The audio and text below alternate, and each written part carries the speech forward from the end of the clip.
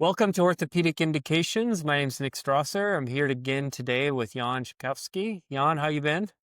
Great. How you been, Nick? Good, very good. Getting ready for the holidays, and we've been going through a bunch of ankle fracture talks and going to talk a little bit about some ankle fracture cases. So excited to kind of go through these with you and hear what I can do to do better on some of these cases. Looking for your pearls. Great. Let's do this. Let's do it. All right. And so first patient is female patient, mid 60s, who had a fall off of a curb, really pretty healthy otherwise, history of some prior breast cancer and a little bit of osteoporosis. But these are the injury films from her initial injury and when she comes to the ER.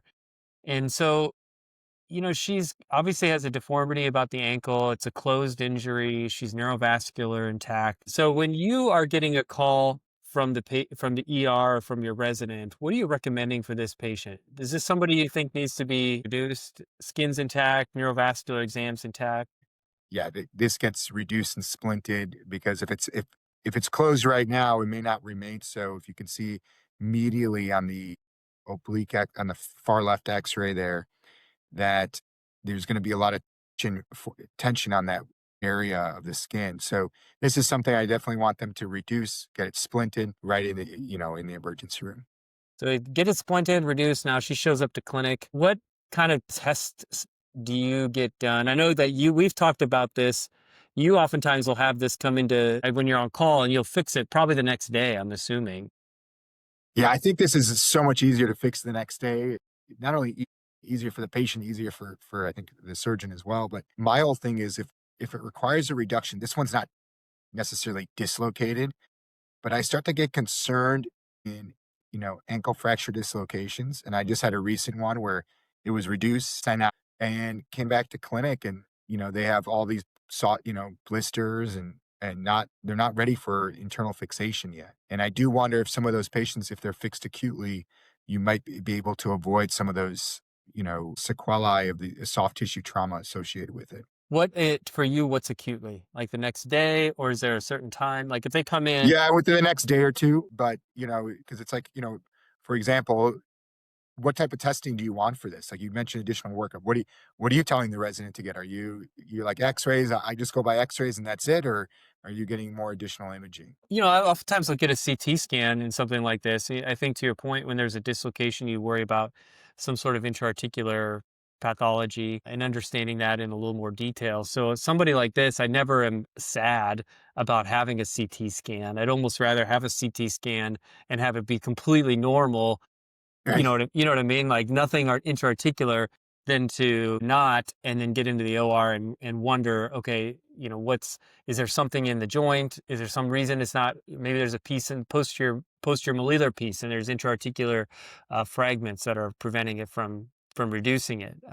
So I'd almost rather have the CT scan and have it be okay. I don't know how you guys approach these, if Yeah. you're always getting CT scans, what that looks like for. I don't like using the word always or never, but this is probably an always situation for me. Yeah.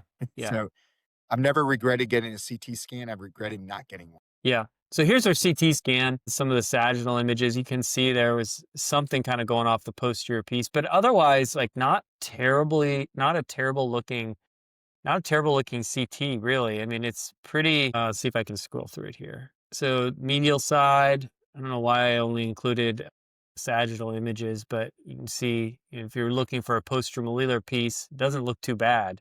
Anything that's jumping out at you on this, Jan? Yeah, I agree. I was expecting a little bit, maybe a posterior mal fracture, which you don't really Yeah. appreciate or a significant one here. And then, so nothing's really jumping out. The only thing is, if you go back to the beginning of the sequence on the sagittal, you do maybe see an avulsion, maybe where the AITFL would be. Okay. Yep. That's a good point. Yep. Right there. You see a little PITFL avulsion, but you keep on going, and then by the distal fibula, like in that area, right? Yeah. There's a little Yeah. little thing there. I don't know if that's anything to do with, but it's something just to kind of. I wouldn't be shocked if the syndesmosis was out here. Okay. So plan and approach for somebody like this. What's your setup? I mean, I'm assuming you're going supine, and Pretty standard approach, I would say, from an ankle fracture perspective. But let's take it from a rep perspective. What are you asking for in this case? I mean, should have everything with a fairly standard small frag set, I would think. But anything different that you might add? Not particularly for this fracture, but I almost almost always for my ankles, I do have a mini frag set on standby, Hmm. and that could be used for an adjunctive plate if I, want to double plate something, or there's some, like a Shaput fragment I want to get, or a medial mal that I'm like, oh, just screws is maybe not enough. I need a plate, but I don't want to use like a standard, I don't want to use like a hook plate or some other larger fixation on the medial side. I think that's good. I mean, we've talked about that before, and hopefully we've beat that to death. Is having the mini frag set on standby. I used to have the mod foot set around a lot, Yeah. which has a lot of really good instrumentation for it. So a lot of times on my standard kind of requests has something like that requested for. So here is, and I don't have like a pre-op, but I used a kind of a standard lateral approach, a couple of clamps on the fracture, lag screw. Now, here's a question. We've run across a couple of some social media posts being anti-lag screw. I'm curious as to your thoughts on it and what you think about the lag screw and this whole discussion on, is it necessary? Is it unnecessary? Does it add time to your case? What do you think? Okay. So I don't always think it's necessary, but I think it could be very beneficial. I think it helps you get your length alignment and rotation correct for a fibular fracture, especially if you have like a simple oblique fracture that you can lag across. I know I spoke to Lyndon Mason after Yeah. the latest round of, I guess, social media posts, and he is actually anti lag, which I was a little shocked by. Yeah. I thought so too. And his theory is that it has nothing to do with waste of time or anything like that. Okay. So I think that argument is like, I just I'm just not gonna, I guess, give a lot of credit to it. Hopefully, it won't offend too many people. But he thinks that if you use a lag screw, that sometimes you can shorten the fracture and shorten the fibula, especially if they have like I think softer bone. Like you get more compression that you really wanted, and that may lead to a couple millimeters short fracture. And I was like, I can kind of see that sometimes. I don't know if I believe it. He says he has several in his unit that have, like, he has some good examples of this. I'm not really noticed that myself in practice yet, but I can see it happening, right? Hmm. Because it's like you're compressing. So, of course, it should shorten. Now, I mean, is it really going to shorten a millimeter or two? I don't think it would, but you never know. But otherwise, to go, I think the lag screw is great for at least getting your length alignment rotation. It's basically like a pin. Even if you don't have a great bite, it's like a pin or a peg. And then you put on your plate and you're done. Right? As opposed to like, I don't know, how are they holding the reduction, right? Like, I don't fully understand some of the arguments against it. Yeah. I think it's hard to, if anything, I think it's hard to hold the length without some sort of lag screw fixation. You have your clamp on there, and then you're trying to get the plate slid underneath there with the clamp. It sometimes is a little bit challenging. So some of those ones that you can't do it, I find a little bit more challenging. I guess that being said, if you needed to gain length, if you found that if you put the plate on and you find that it's short, you can always use a push-pull technique where you have it fixed distally and put a post proximally and then push against it to provide some length to it. In a case like this, where you have to it relatively early, you can get a fracture reduced. I I can see the point that there's some plastic deformation that occurs, perhaps at the just because you're looking at it and you have it totally lined up doesn't necessarily equate to anatomic reduction. But then that gets into the whole thing of how are you going to tell and test not only length, but then the rotation too? Like, how are you adjusting that? You almost have to have contralateral x ray to really dial that in. So it's can be tricky, I think. And I think everybody's kind of recognizing that. So here I use the lag screw. I'm on team lag screw. I like a 2.7 lag screw. I don't find it adds much time. I don't think her bone is sufficient of enough quality either to be able to compress so much to as to shorten it. So, in a lot of times, I think of it as a position screw as much as anything. A position screw to hold the position of the fibula once I get it to where I like the alignment. And and then I put the plate on, and I usually put the screw just proximal to it, just to try to get that plate to squeeze down. I think one thing I will say is that I've learned over time is you always, when you're looking at as you put the plate on and you put it, it always looks intraoperatively, it looks like you're farther posterior.